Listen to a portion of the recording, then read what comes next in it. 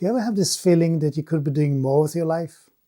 You know, there are projects that you could do, but somehow you never have time for them, even during a pandemic.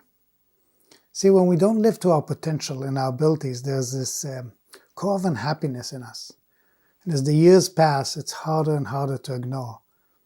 If you're one of those that are feeling that something is just off, you're in the right place. A couple of months ago, I picked up a used book. It's called Wake Up and Live by Dorothy Brandy. It turned out to be a very powerful self-development book. The author of this book tells how in 20 years of writing, she was only able to write some articles and book reviews. After learning the formula, what she calls the formula, things changed dramatically. In the following 2 years, she wrote 3 successful books, many articles, she gave lectures, she laid the foundation for 3 more books. Compare those 2 years to the 20 years before. Imagine what it would be like in your life to have this burst of productivity and accomplishment. Wouldn't it be awesome? The author talks about a concept she calls the will to fail. Most of us are aware of the will to succeed.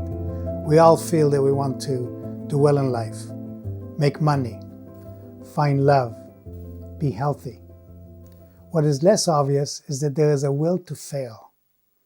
It's something that pushes us to avoid things, to be passive, maybe even lazy. We make compromises. We agree to do less. We distract ourselves. Something we don't realize about the will to fail is that it reduces our energy. We don't realize that laying on the couch and wasting our time is actually draining our energy. That's kind of counterintuitive. Why is this happening? Because there's this natural, powerful life force, the will to succeed. And it takes energy to deny this life force. Maybe this is the hidden energy leak that causes us to feel tired, flat, and sensing that something is just not right. Here's an important concept. It's engaging in life and taking action that invigorates us and gives us energy. We usually learn to navigate life by trial and error. This is effective as we learn what works and what doesn't work. But the mind does not forget the times that we failed, where we got embarrassed, we took a risk and we lost. The memory of failure stops us from going for success. You may have heard of people who have been paralyzed with fear. They had a phobia, like the person who's terrified of snakes. Suddenly under hypnosis, they can hold a snake. Or the person who's terrified of heights, but under hypnosis, not only do they go on the first rung, they climb the whole ladder. You see, this is because the hypnosis cuts our memory of failure.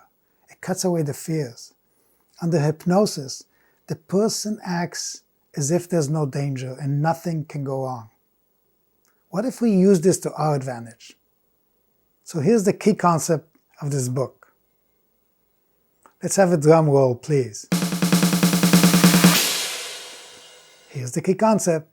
What if we act as if it's impossible to fail? What if this is the answer? Act as if it's impossible to fail. Are you feeling some resistance to this idea? Are you thinking, of course we can fail. I mean, that's just natural. But consider this, if you act that you can't possibly fail, let's say you do 10 projects a year because of that. 2 of them are failures.